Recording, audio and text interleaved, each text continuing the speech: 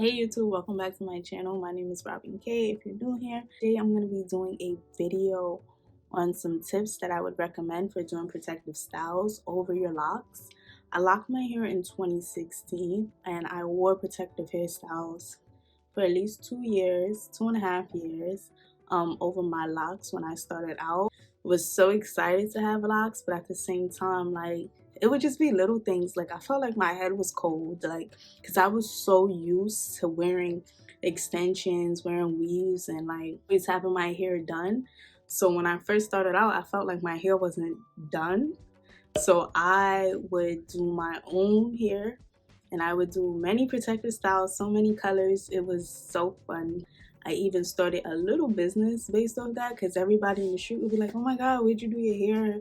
So that was fun, very exciting. And I felt like it was a good way for me to experience with colors, experience with length, while not damaging my own locks. So I'm just going to be sharing some tips that I would recommend for when you do have locks and you want to do protective hairstyles. So there's 10 tips that I would recommend. First tip on when having locks, even having natural loose hair, is kind of the same, but it just gets a little bit different because you don't want to, well, it's the same. You don't want to damage the foundation of your hair, just like you don't want to damage the foundation of your locks. You still want a nice, strong forming lock when you do take off the protective hairstyle. The first tip I want to share is tension free. Make sure when you do your locks that they are tension free, they're not pulling, because really what makes for nice locks to grow, I feel like, is having a healthy scalp. If your scalp is irritated, if your scalp is not being moisturized, having air, I mean, at the same time, like, I'm not gonna lie, when I would have weaves, I would wear my weave for like 3 months. So I was not washing my hair, I was not doing anything to my hair, and my hair was still growing. So, you know, it's debatable. Some people have to wash their hair and constantly moisturize, but for me, I didn't have to. So what I would say, but I did notice if I had like a tight hairstyle and it was pulling my hair, then I would have some problems when I'm taking that hairstyle out. So that's why my first tip, I would say, whatever protective hairstyle that you are doing, you have to make sure that it is tension free and that it is not tugging and pulling any locks. It's not tugging and pulling the hair in your scalp. It's not tight. You should be able to like move your hair around, like when you get your protective hairstyle and everything. Like, it really shouldn't feel like too much of a strain on your hair or like too much stress. If it's too tight in the root, then you can pretty much assume that the rest of it is going to be tight and pulling, and that's just a big no for locks. So my next tip is time management. You don't want to leave your locks in for over, I'm gonna say 8 to 12 weeks. So that's 2 to 3 months. When you're paying to get your hair done, like, you don't have money all the time to pay to constantly get these locks done. So that's something to consider too. But I would do my hair, I wouldn't say like every 2 months. I would take out my faux locks, I would wash my hair, moisturize, everything like that. And then I was immediately putting in a new color. Like, I was just having too much fun with it, really. But I would say I kept my locks 2 to 3 months, depending on the semester I was having, how hard school was, whatever. So whenever I would get a weekend off, I would take my time and do my hair. So that's my second tip. Don't leave in your extensions for too long. No, you don't want to do that. It will start to mesh. Well, I'm not going to say it will start to mesh with your hair because it depends really what kind of hair you're using. So the third tip is to use certain hairs that won't tangle and mesh with your human hair unless you want it to permanently stay. So for example, you're not going to use human hair because you know that you have human hair, and that if I came and I used human hair that was the same color as my locks and I do the same method during faux locks and I just leave it for 3 months. Some people wet them, some people wash them, and so forth. That's going to be another one of my tips I'm going to talk about. But back on track. If I use human hair on top of my locks and I use it and I just leave it for so long, that human hair might start to mesh with my actual locks. That's something I didn't want. I knew that I just wanted to have temporary styles, and I still wanted my locks to form by themselves. I didn't want lock extensions.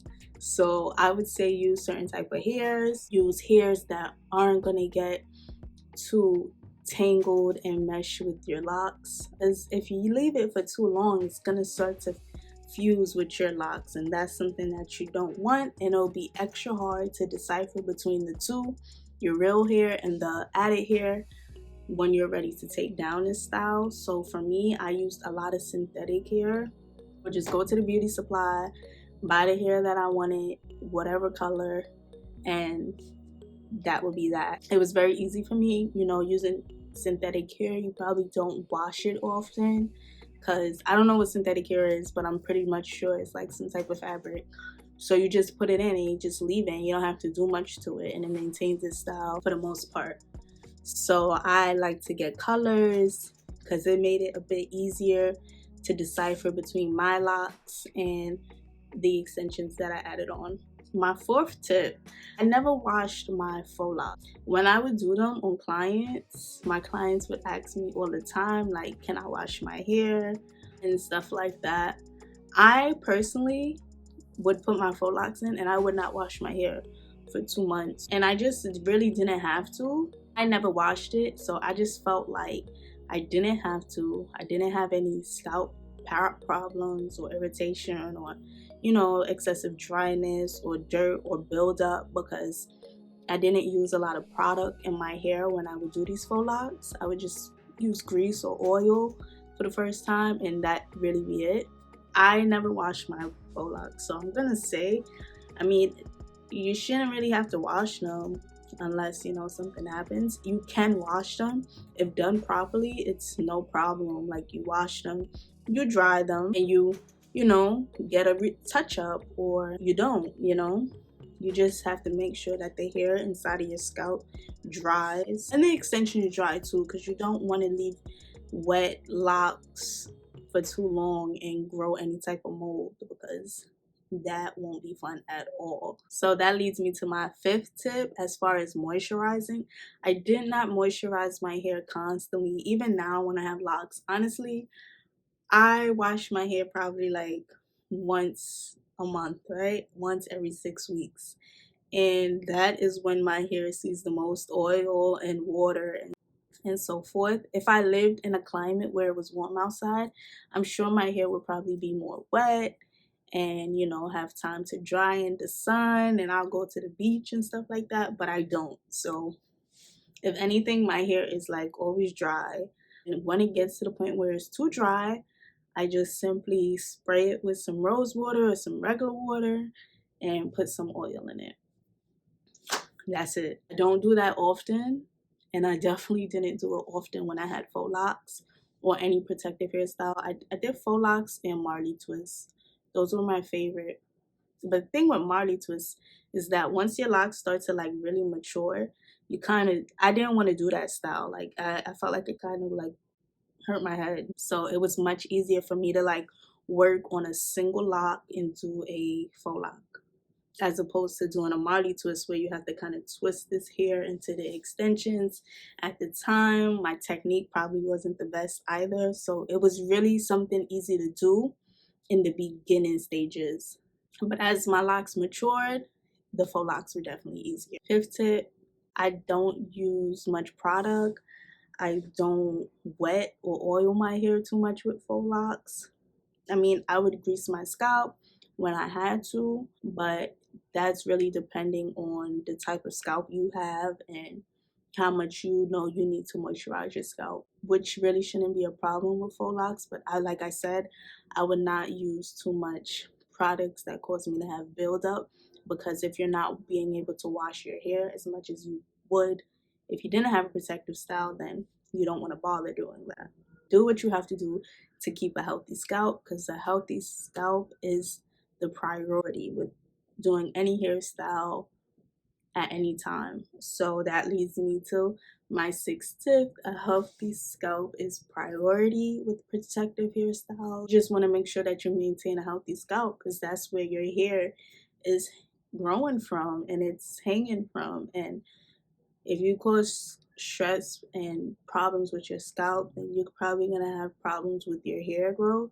So yeah, healthy scalp is a priority. Do what you have to do to keep and maintain a healthy scalp. So my 7th tip is, if your locks are too thin, do not add too much hair onto that lock. Do not make it too long, and do not add too much hair on that lock, because think about what you're doing. It's like having a skinny base and then you come to wrap like this huge lock on top of it, or this huge twist or braid on top of it. You don't want to do that. That's gonna automatically create unnecessary tension and stress. Some of my locks are thinner than the locks in the back. Like for example, this lock is so skinny compared to this lock. This lock is in the front of my head though, right? The locks I have in the front row of my hair, like all along my face, those locks grow extremely thin. They're my smallest lock. That's when my hair is most thin. The back of my head in the middle, that's when my hair is most thick. So when I would do the front of my hair, those are my skinniest locks. I mean, they're not like sister locks, but those are my skinniest locks. I would make sure that I did not wrap tight at all. I would make sure that I use less hair to make the lock, like really use less hair to braid on the extension and wrap over it. And I would make sure that if I was doing my hair, like, you know, down to my butt, I wouldn't make these locks that length. I would make them, you know, shorter, come up to my chest or whatever. So you have to be mindful of what you're doing and what you're working with. You have to be mindful that your locks probably aren't all the same size. If I had sister locks, I would say maybe combining a few locks and then adding the extensions might help, because it will create a thicker base for you to make your lock on. But when you combine them, you gotta make sure that you don't leave them too long, because you know, locks, they will kiss and form and hug and become one if you leave them for too long in like a twist or a braid or whatever, especially if you wet them and then you just leave them. So you have to be extremely careful with doing that. My 8th tip is, when it comes to wrapping, don't wrap too tight. Do not wrap too tight at the root. Do not wrap too tight on the base of the hair. You have to make sure that you do it in a way that the hair is still styled and looking neat and fresh and everything, but it is not tight, because I think that creates a lot of damage on the hair. So imagine just like being squeezed for 2 months. You don't you don't want that. I didn't experience any locks coming out. I didn't experience anything like that. As far as lock thinning, my locks didn't thin too much. I notice now, however, like I have some locks. I went to the hairstyle and the lady cut my hair. I showed her that it was thinning and she cut it off. She said that because my hair is too thin. But I noticed like in a few places I have some lock thinning. I don't think it's from faux locks, because it's not all over. I just think it's from being like thinner in the front of my hair, and as it grows down, I guess the bottom maybe is thin. I really don't know what it's from, but you don't want to do anything where you will cause any lock thinning or anything like that, because you need a strong lock to have locks, no matter what size they are. My 9th tip, when you're taking out your protective hairstyle, do not cut too high. Give yourself time. Sometimes it takes days to do a style. Sometimes it takes days to take it down. Do not cut too high. Make sure you cut low, where it's like, you know, 3 feet down almost, and you cut it and then you go about loosening it out that way. So that way you don't cut any of your hair off. You don't cut any locks. I mean, with locks, it's kind of interesting, because when you're taking out the style, you'll kind of see like your locks button through your faux lock, which is normal. So you'll be like, oh, my lock starts here. Let me just cut like right under here and take it out. No, don't do that, because I've heard stories of people cutting off their hair, cutting off their locks, and once you cut it off, then you got to go about reattaching it or having it grow back, and both are equally not fun.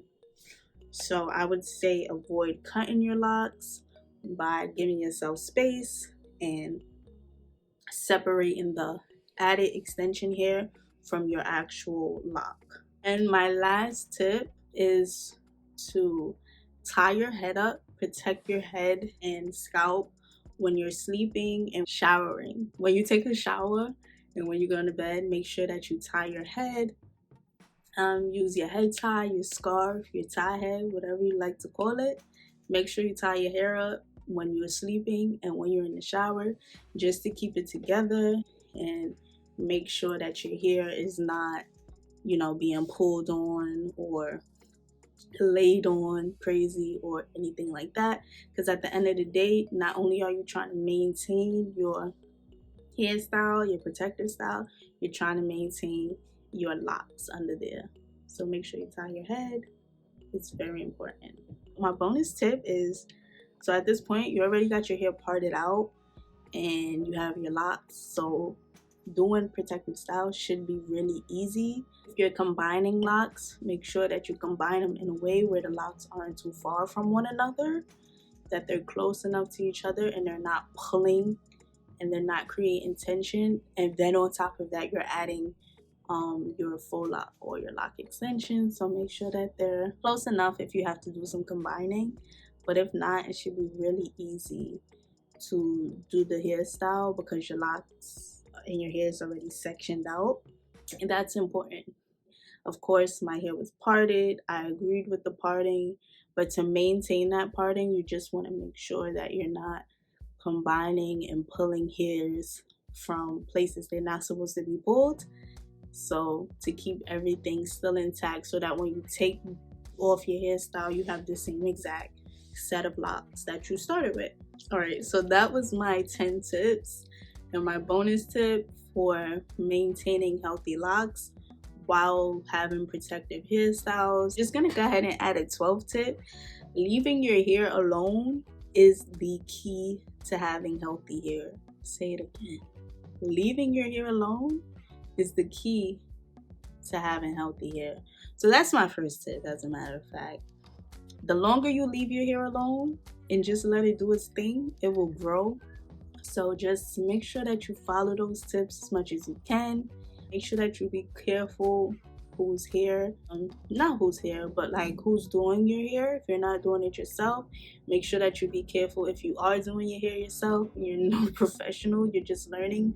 For me, I was not a professional. I was just trying, and it was cute. Like, did it one time, worked. I was like, oh, I know what I'm doing. So it was really fun. Have fun with it. Don't let it cause you too much stress. Don't think about it too much. If you want some faux locks over your locks, go ahead and do it. Nothing will happen bad, I promise you. Nothing bad happened to me in my hair. I was very happy. And if it feels wrong, it is wrong. And you just need to make sure that you apply that to your hair. If the hairstyle is too tight, if it's, creating problems for you, take it out. It's wrong. So that's what I really just want to say. So I hope you learned something from watching this video. And thank you all so much for watching. I hope it helped you in some way. If you're wondering and if you're trying to decide, these were just my experiences and what I've learned. I hope that they made sense and that they helped. And if you have any questions, just make sure to leave it down below in the comment section. Thank you so much to my subscriber that even asked me the question that inspired this video. That's really all for this video. I mean, I hope you guys enjoyed it. I enjoyed it, and I hope you were able to learn something, and I'll see you in my next video.